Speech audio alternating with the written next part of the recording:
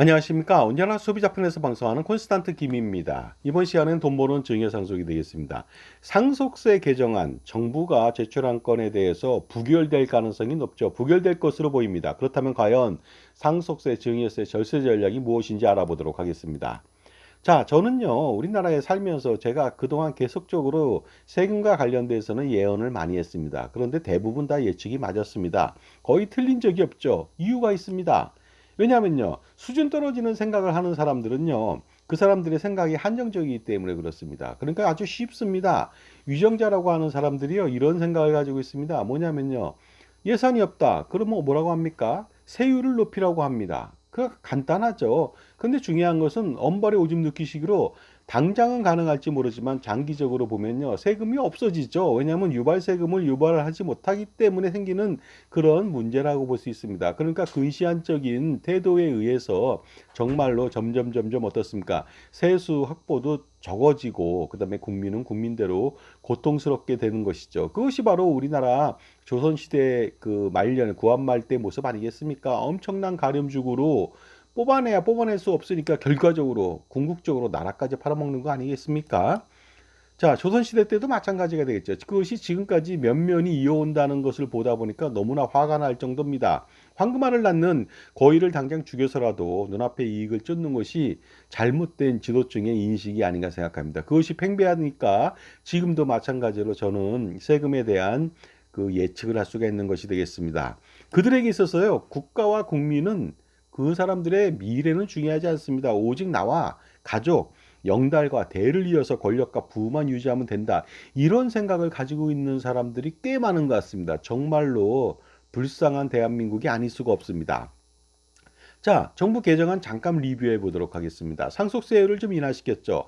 1억 원 이하는 10%, 그 다음에 30억 원 초과는 50%였는데요. 이것을 4단계로 줄였습니다. 2억 원 이하 10%고요. 5억 원 이하일 땐 20%, 10억 원 이하 30% 동일한데 10억 원 초과는 50%가 아니라 40%만 적용했죠. 50% 구간이 없어졌습니다. 그러다 보니까 만약에 이것이 통과됐더라면, 물론 전 통과되지 않을 것으로 판단했는데 적중했죠.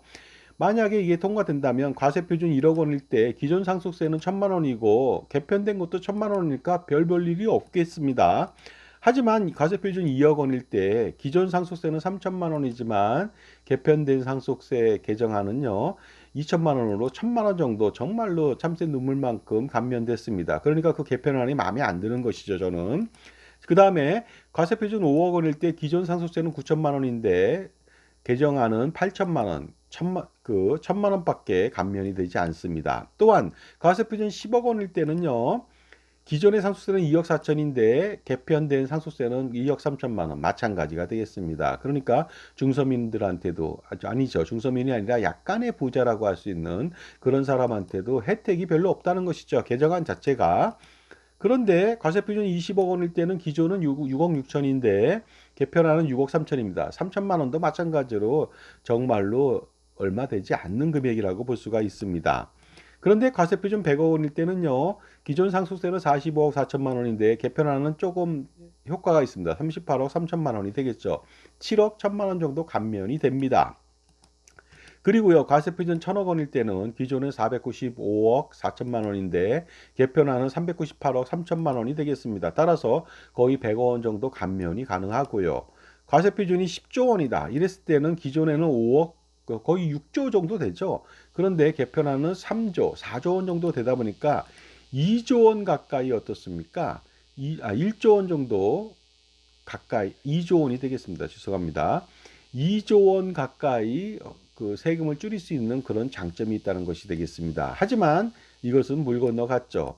그 다음에 자녀 공제도요, 1인당 5억 원을 해준다고 했는데요. 보통 자녀 공제는 5천만 원이었거든요. 그런데 이것도 일부 효과는 있습니다만 요즘 자녀가 얼마 안 낳지 않습니까? 그러니까 1960년대 6명 낳지만요. 이제는 0.5명, 7명, 6명 그 정도밖에 안 되다 보니까 한 명 정도라면 효과가 별로 없다. 하지만 뭐 일부 효과는 있을 수 있겠습니다. 자녀가 3명이면 15억 원 공제받고 한 명이면 5억 원 공제받죠. 배우자 공제 포함해서 5억 원 포함해서 20억 원까지 상속세가 없을 수도 있습니다. 그러니 어떻습니까? 20억 원이다. 그러면 2억 4천만 원 감면 효과는 있는 것이죠. 그러나 앞으로 합계 출산율이 너무나 저조하고요. 늘어도 한 명 내외밖에 안 되다 보니까 이것은 효과가 없겠죠. 자, 지금까지 제 정보가 도움이 되신다면 무료 구독하고 좋아요 부탁드리겠습니다. 멤버십 회원가입을 통해서 보다 다양한 혜택 받아보시기 바랍니다. 자, 하지만 벌써 저는요, 몇 개월 전부터 부자 감세 논란으로 이러한 상속세 개편안은 통과되기 어려울 것으로 전망했습니다. 그리고요, 어떻습니까? 출산 증대 정책 일환으로 자녀 공제 5억 원을 해서 어느 정도 출산 증대 정책의 일환까지도 동시에 추구할 수 있었지만 이것은 아주 먼 미래에나 조금 효과가 있을 뿐이죠. 그러다 보니까 어떻습니까? 개편안 자체도요, 속빈강정의 개편안이 아닐 수가 없었습니다. 물론 고액자산가한테는 조금 희망이 있었죠. 왜냐면요, 50%가 아니라 40%라고 하는 부분 때문에 그렇습니다. 하지만 이것이 물 건너가게 된 것입니다. 저는 예상대로 부결될 것으로 예상을 했는데요. 너무나도 빨리 부결된다는 내용을 접했습니다. 물론 상속세 개편안에 대해서요, 저는 정부안을 지지하지는 않습니다. 하지만 대안은 전 이렇게 보고 있습니다. 가업승계는요, 상속세는 면제해야 됩니다. 그 다음에 창업자금 증여세는요, 얼마가 됐든 간에 무조건 면제시켜야 됩니다. 이것이 국민경제를 선순환시켜서 각종 유발 세금을 증대시켜서 오히려 이러한 면제를 통해서 더 많은 세금, 마중물 효과가 있다는 거 아니겠습니까? 국세 14개, 지방세 11개, 25개의 유발 세금은 무지막지하게 많아질 수가 있기 때문에 면제시킬 필요가 있습니다. 그 다음에 배우자 상속 시에도 부부 경제 공동체이기 때문에 배우자 공제 한도가 없어야 됩니다. 그러니까 1조 원 상속 시에도 어떻습니까? 배우자 공제가 1억 원이 그 법정 상속분이 1조 원이라면 당연히 없어야 되겠죠. 부부는 경제 공동체고요. 가족은 경제 공동체를 하면서 1세대 다주택자에 대해서 양도세 중과를 하는 나라가 어떻게 상속세에 대해서는 이렇게 또 모른 척 하는지 모르겠습니다. 이연령 비연령이 아닐 수 없으니까 바로 이러한 대안을 통해서 더 많은 세금을 얻고자 하는 현명한 위정자들의 판단이 필요한데 현명하지 못하니까 국민들이 더 피곤해지고 어려운 가렴주구 속에서 신음하는 것이 아니겠습니까? 정말로 상속세에 대한 획기적인 개정과 폐지는요, 백년하장이 아닐 수 없습니다. 우리들의 현생에서는 보기 힘들 것으로 저는 과감하게 예언할 수도 있습니다. 그러므로 부질없는 상속세 인하라든가 증여세 인하라든가 각종 혜택이라든가 이런 것에 대한 기대와 희망은 버릴 필요가 있다고 봅니다. 대한민국은요, 앞으로도 국민이 똑똑해지고 현명해지지 않는다면 절대로 상속세 개정안 등이 실현되기는 힘들 것으로 보입니다. 왜 그럴까요? 상속세 폐지 또는 감세가 유발 세금을 오히려 더 창출해서 국민 생활을 더 윤택하게 만든다는 그런 사실을 국민들이 다 알아야 됩니다. 그래야만 위정자들이 국민이 무서워서 마음대로 지멋대로 칼질을 하지 못하게 만들 수가 있습니다.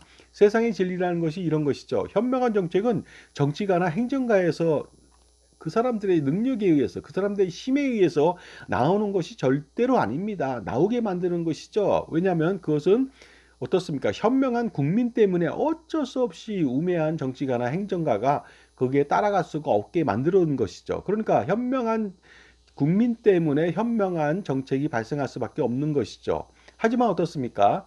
현명하지 못한 국민들 때문에 판단력이 떨어지는 국민들 때문에 무능하고 부패한 정치인이 나와서 결국은 어떻습니까? 저열한 국민이 만들어낸 그러한 무능하고 부패한 정치 때문에 오히려 악순환으로 국민이 더 신음하는 거 아니겠습니까? 그러니 저는요, 어떻습니까? 보험 및 금융상품에 대한 부조리도 인식하고요. 세금에 대한 부조리도 인식하고요. 그 다음에 대한민국의 발전을 위해서 각종 부조리를 타파하는 것이 중요한데 그러려면 국민이 먼저 깨우쳐야 되는 거 아니겠습니까? 그래야만 그 무능하고 부패한 사람들이 설당이 없어지고요. 국민을 위해서 정말로 민복으로서 그 공복으로서 충분하게 국민의 뜻을 받들고 정책을 펼칠 수 있는데 지금은 어떻습니까? 국민들 위해 군림하고 있습니다.